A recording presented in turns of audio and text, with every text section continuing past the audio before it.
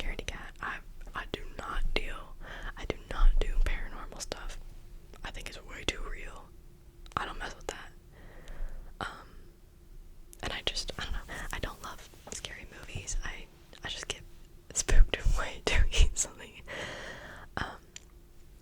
And it's nighttime when I'm filming this, so if I read anything like super creepy, like off of Reddit and stuff, I won't sleep. So what we're gonna do instead is we're gonna read some like little kids spooky stories. You know that book that everyone read in grade school? It was like the story about the girl with the ribbon around her neck, and then the guy like hiding in the closet eating a cheeseburger, but like you think he's talking about eating people, and I don't know, I can't remember the other ones, but like that's the book I wanted to read, except I don't own that book and I don't know where to find it. I don't even know what it's called. So I'm just gonna look up some like cutesy little spooky stories. PG rated, because I can't handle anything more than that. Anyway, I still have to find them, so let's do that now. I also made some tea because I felt like it. Look at this mug. Oh my god. My best friend got this mug for me. It's like supposed to be a little tarot card, and it says the lifeblood on it, and it's a coffee mug. I think it's so cute. So cute. Love it. So yeah, we've got all the spooky vibes today. This is chamomile tea, which I actually don't think I've had before, but we had it in my pantry.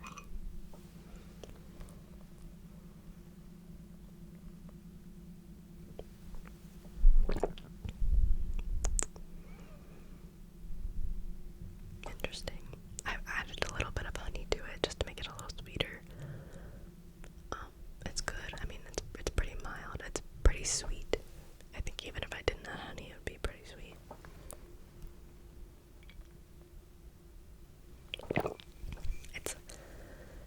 It's sweet, but it's pretty earthy still. What's that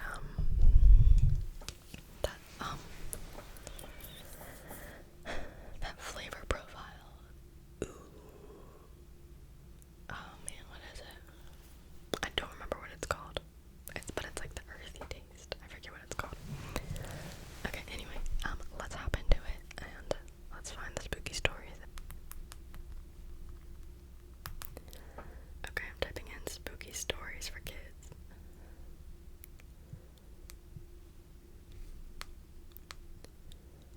Okay, we're gonna read these. This article is called 17 Kid-Friendly Spooky Campfire Stories. There's 17 of them. We're not gonna get to them all, but we'll pick like 5 of them maybe. Oh, wait. Oh, yay. Okay, wait. Okay, one of the stories on here is about the girl with the ribbon around her neck. Okay, we're reading that one first. This one is called Yellow Ribbon.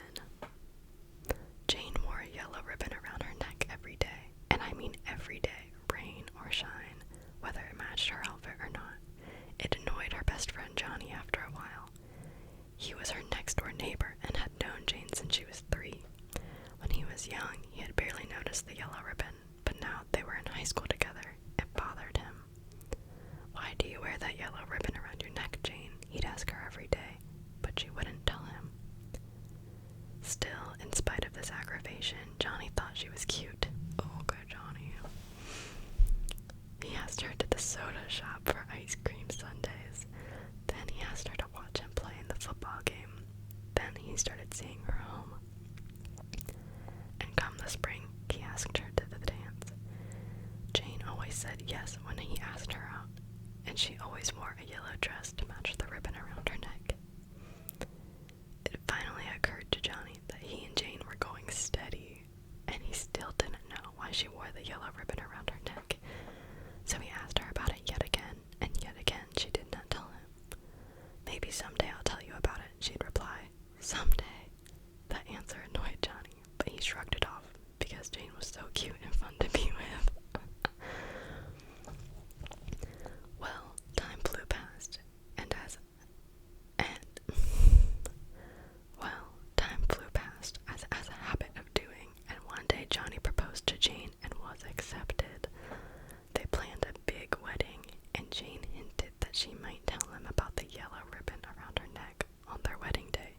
Somehow, what with the preparations and his beautiful bride and the lovely reception, Johnny never got around to asking Jane about it. When he did remember, she got a bit teary-eyed and said, We are so happy together. What difference does it make? And Johnny decided she was right. Johnny and Jane raised a family of 4, with the usual ups and downs, laughter and tears. When their golden anniversary rolled around, Johnny once again asked Jane about the yellow ribbon on her neck. It was the first time he'd brought it up since the week after their wedding. Whenever their children asked him about it, he'd always hushed them, and somehow none of the kids had dared ask their mother. Jane gave Johnny a sad look and said, Johnny, you've waited this long. You can wait a while longer. If I was Johnny, I'd be pissed. I mean, like why is it a big secret? I'd be like, come on. And Johnny agreed. It was not until Jane was on her deathbed a year later that Johnny, seeing his last chance slip away, asked Jane one final time about the yellow ribbon she wore around her neck. She shook her head a bit at his persistence and then said with a sad smile, Okay, Johnny, you can go ahead and untie it. With shaking hands, Johnny fumbled for the knot and untied the yellow ribbon around his wife's neck, and Jane's head fell off. That one's cute. Not too spooky, but a little twist ending.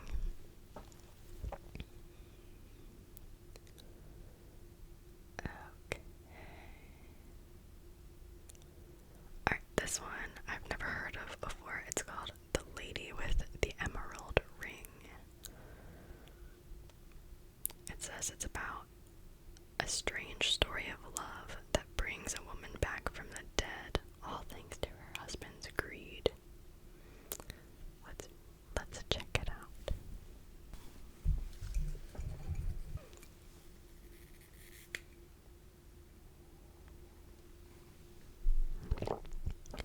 This tea tastes good, but it smells like dirt. Like, I'm gonna have to hold my, like, it's sweet, but it also smells and kind of tastes like dirt.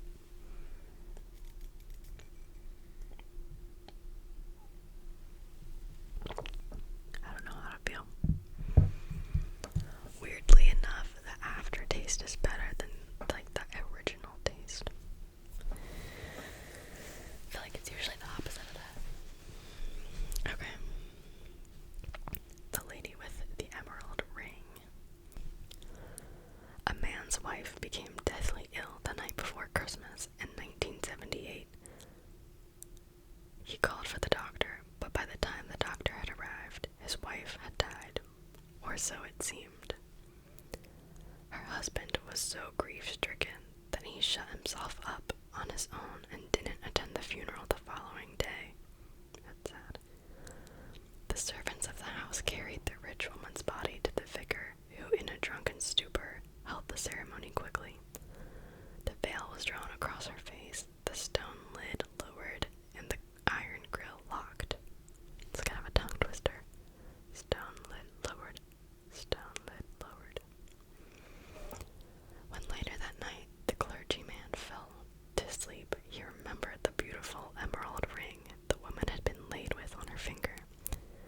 Wanting riches for himself and figuring no one would find out, he went downstairs and unlocked the lid, opened it, and tried to pry the ring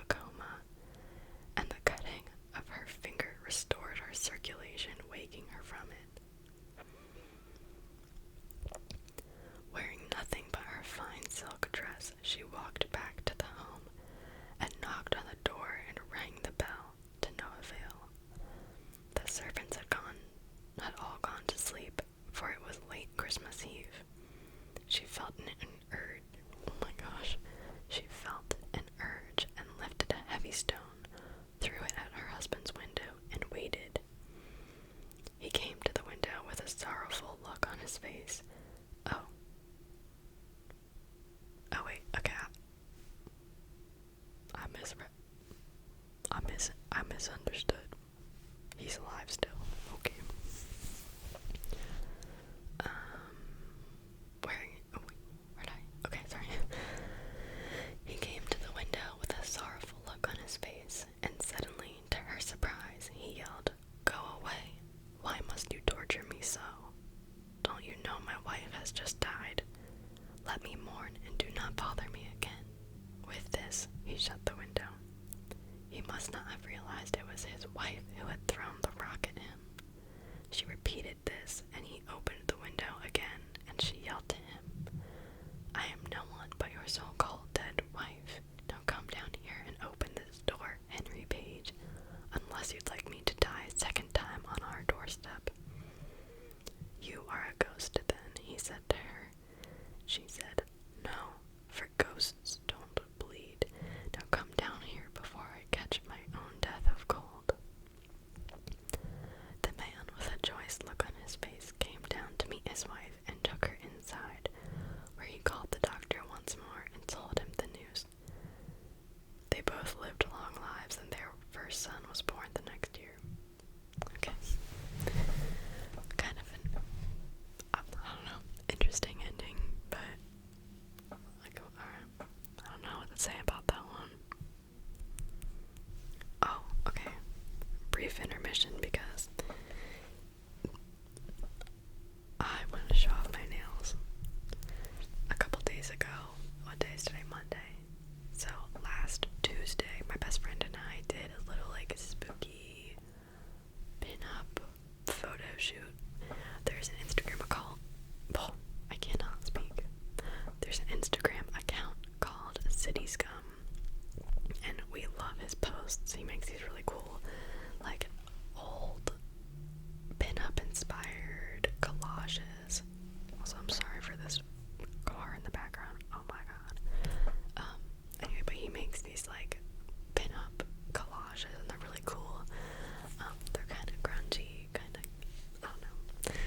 They're funky, and we love them. But he has done a couple of like Halloween-inspired ones with like angels and devils and stuff like that. And so we wanted to do a photo shoot based off of his artwork, and I filmed some behind the scenes for it, so stay tuned for that video coming soon. Hopefully I'm hoping that's the next video that I post after this one, but we'll see.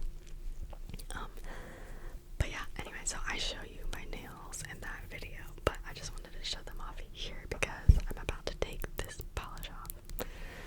I don't know if this is gonna focus or not, if this is too close, but I did some little, I don't know, I mean, I found this on Pinterest, the design, but they're little evil eye type things with the red and then the hint of gold, the accent of gold, and yeah, I thought they were cute, simple, but like a good introduction to the Halloween nails.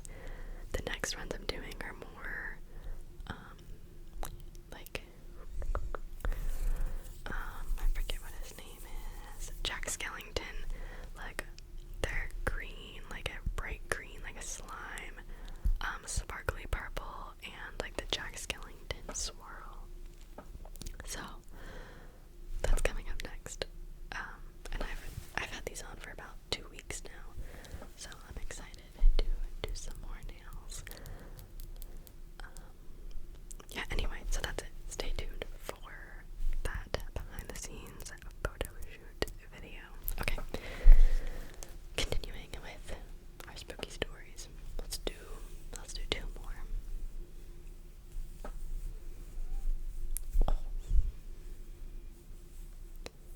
Okay, the next one we're gonna do is called 50 Cent Piece. There is a story told in Troy and Albany about a couple returning from a trip to New England. They were driving home in a carriage and were somewhere near Spiegeltown when the light failed and they knew they would have to seek shelter for the night. The husband spied a light through the trees and turned their horse into a small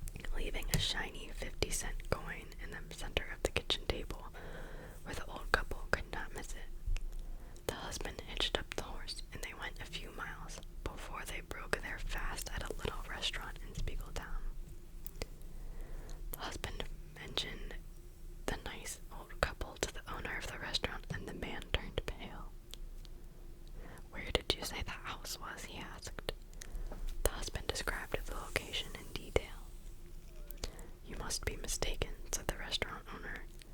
"That house was destroyed 3 years ago by a fire that killed the Brown family." "I don't believe it," said the husband flatly. "Mr. and Mrs. Brown were alive and well last night." After debating for a few more minutes, the couple and the restaurant owner drove the carriage back out of town toward the old Brown place. They turned into the lane, which was overgrown with weeds, and climbed the hill to the crest, where they found a burned-out shell of a house that had obviously not sheltered anyone for a long time. "I must have missed the track," said the husband, and then his wife gave a terrified scream and fainted into his arms.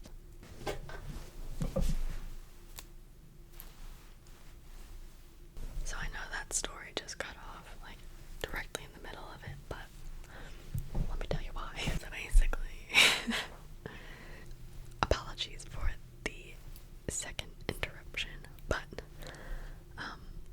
my camera cut off while I was filming and I didn't realize it, so I did the whole rest of the video, and then I went to I went to stop recording even though it was already stopped.